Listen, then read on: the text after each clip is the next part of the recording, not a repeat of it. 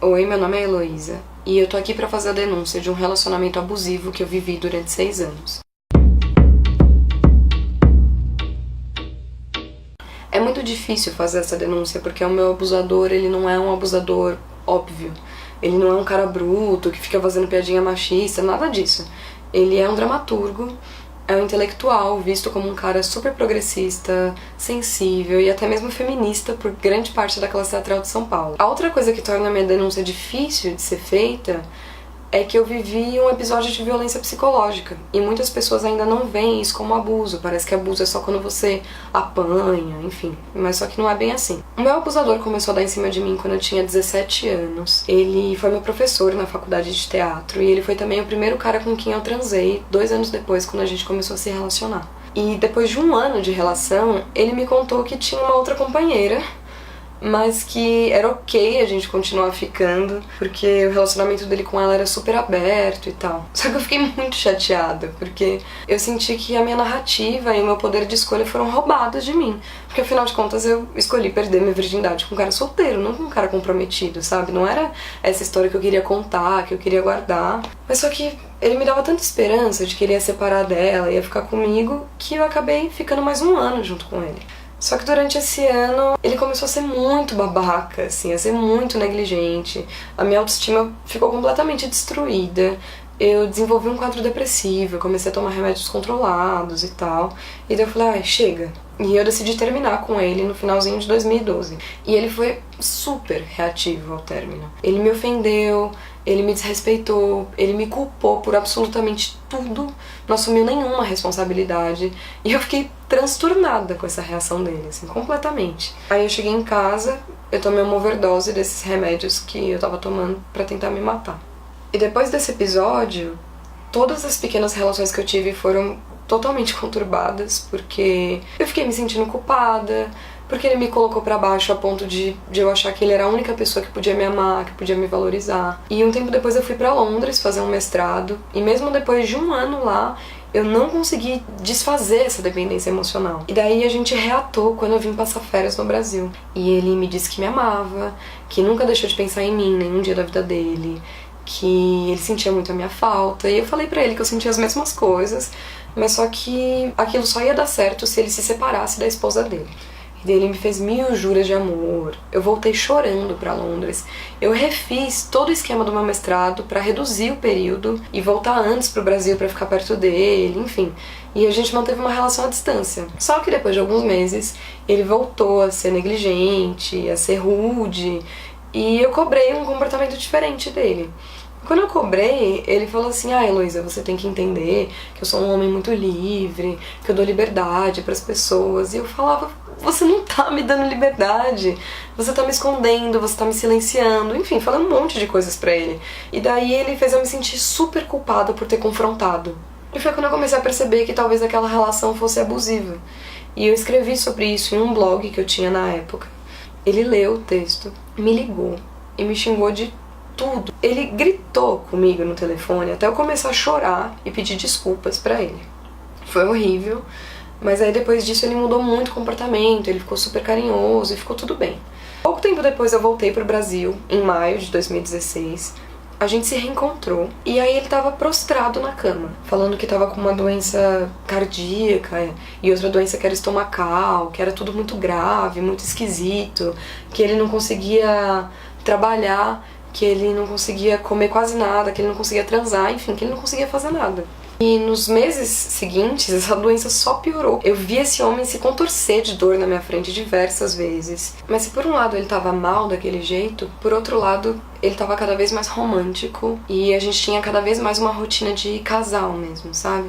E ele falava pra eu não me preocupar com ele, porque ele estava sendo tratado por um médico aposentado, amigo da família, que tinha uma clínica do outro lado da cidade, mas que ele abria essa clínica só pra cuidar dele.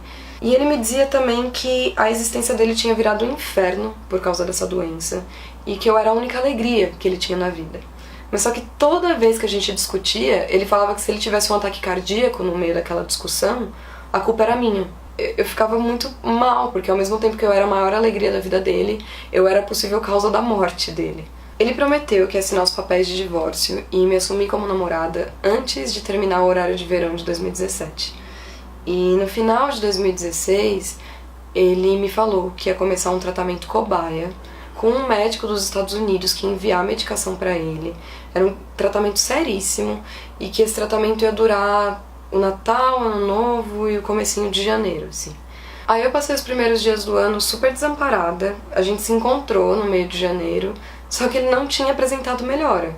Aí um tempo depois ele começou a fazer uns exames de tumor, e aí depois de um tempo ele me falou que os médicos falaram que ele não tinha cura. E eu fiquei desesperada, assim, foi horrível ouvir aquilo. E uma semana antes de acabar o horário de verão, ele me falou que já estava assinando os papéis de divórcio. E eu não dormia a semana inteira, eu não conseguia acreditar que depois de 6 anos eu finalmente ia ser assumida. E a gente já estava falando de casamento, a gente estava alimentando muitas expectativas, enfim. Mas no dia em que ele iria pra casa, ele me ligou dizendo que estava se sentindo muito mal e que só ia conseguir no dia seguinte. Aí no dia seguinte ele me ligou, chorando, falando que ele tinha descoberto espiritualmente que ele era um ser sozinho e que a única maneira dele se curar daquela doença era ficando sozinho. Aí, obviamente, eu não acreditei, a gente teve uma discussão e daí eu falei pra ele pra gente ter aquela conversa pessoalmente. E ele falou, tá bom, à noite eu vou aí pra sua casa e a gente conversa. Aí, no final da tarde, ele me ligou, falando que tinha mudado completamente de ideia, que era pra gente ficar juntos mesmo, que ele tinha sido precipitado, que ele tava ficando maluco com aquela doença, mas que a gente ia ficar juntos. Ele ia pra minha casa no começo da madrugada, só que daí no começo da madrugada ele me mandou uma mensagem estranhíssima de despedida, que podia ser interpretada como uma mensagem suicida, principalmente considerando o desequilíbrio dele nos últimos dias. Eu fiquei desesperada, eu tentei ligar pra ele, já tava dando caixa postal. E aí eu contatei todo mundo, eu liguei pra polícia, eu tentei falar com a família dele, eu mandei mensagem pra um monte de gente que eu não tenho a menor intimidade perguntando dele. Enfim, fiquei a madrugada inteira desesperada. E de manhã, algumas informações começaram a chegar e eu vi que essas informações não batiam com as coisas que ele tinha me falado. Ninguém sabia dessa doença dele, ninguém sabia do divórcio. Aí eu passei 2 dias sem comer, sem dormir, tentando entender o que estava acontecendo. E foi quando eu tive a ideia de ligar pra uma menina que namorou com ele antes de mim. Aí eu perguntei pra ela como é que tinha sido a relação deles, e ela me contou que tinha sido uma relação super abusiva, que ela era aluna dele também, e que ele traía ela com outras alunas, inclusive, e que toda vez que ela contrariava, que ela tentava dizer pra ele que ela sabia, ele falava pra ela que ela era maluca. Ele fez ela se sentir super culpada com esse término, e que até hoje ele não assume pra ela que ele é casado. E ela disse que no final da relação ele ficou prostrado, porque ele disse que estava com uma depressão e que ele estava se tratando com um médico aposentado, amigo da família, com uma clínica do outro lado da cidade. Igualzinho ele falava pra mim. Só que ela disse que nunca viu nenhum exame, nunca viu nenhum remédio, nunca foi em nenhuma consulta. E eu também. E aí eu entrei em contato com outras 3 meninas que se relacionaram com ele. E todas falaram que ele mentia, que ele manipulava. Enfim, todas sofreram abuso em menor ou maior grau. E daí eu comecei a cavar um monte de informações. E eu descobri que na época em que ele falou pra mim que ele tava fazendo um tratamento super sério com um médico dos Estados Unidos, que ele falou pra mim que já tava morando na casa da mãe dele, inclusive, ele tava de férias no Uruguai com a mulher dele e com os amigos. E foi aí que eu entendi que, primeiro, ele não tinha se separado. Segundo, que eu passei um ano inteiro cuidando de uma doença que não era real. Ou que, pelo menos, não era tão grave quanto ele pintou pra mim, né? Ou seja, esse homem, ele não me bateu. Mas durante 6 anos, ele destruiu minha autoestima, ele me culpabilizou, ele mentiu, manipulou, controlou, ele me silenciou. O meu abusador era professor, 15 anos mais velho que eu, e dizia que eu era madura pra minha idade, pra justificar o interesse. Ele falava que eu tinha que me libertar dessa ideia tradicional de um relacionamento romântico, mas só que ele era casado com aliança, com uma companheira da idade dele e tinha uma amante mais nova, o que é absolutamente convencional pros homens na nossa sociedade, né? Naturalizado, inclusive. E o meu abusador me colocou nessa posição de amante sem me perguntar se eu queria. E eu acho que dividir as mulheres entre oficiais e amantes é uma coisa extremamente machista, até porque a amante leva aquele estigma, né, de ser uma figura super sexual e tal, que é o imaginário de novela mesmo, e que não é a realidade. Na realidade, eu fui companheira dele. Eu tenho certeza que grande parte das companheiras extraconjugais Ou elas não sabem que o homem tá casado, ou elas estão presas numa promessa de que o homem vai se separar em algum momento. Isso é clássico, gente. E por fim, o meu abusador, ele nunca terminou comigo. Ele simplesmente desapareceu de uma forma totalmente irresponsável e sádica. Ele insistiu nas mentiras dele até o fim e tá desaparecido até hoje da minha vida. E eu já descobri qual é a versão que ele tá espalhando pras pessoas. Ele tá assumindo que ele teve uma coisa comigo, uma coisa, né? Uma coisa simples. E que ele terminou, mas só que eu tô sofrendo muito com o término porque eu sou uma menina muito exagerada, muito dramática. Gente, a minha sorte é que eu tenho todo o nosso histórico de e-mails, Facebook, WhatsApp, SMS, tudo que vocês imaginarem desde 2010. Eu tenho tantas provas e tantas testemunhas que eu tô inclusive abrindo um processo jurídico contra esse homem. E mesmo assim ele se sente à vontade na posição privilegiada de homem branco hétero intelectual dele pra me chamar de louca e me chamar de mentirosa. E tem gente que acredita, esse que é o pior.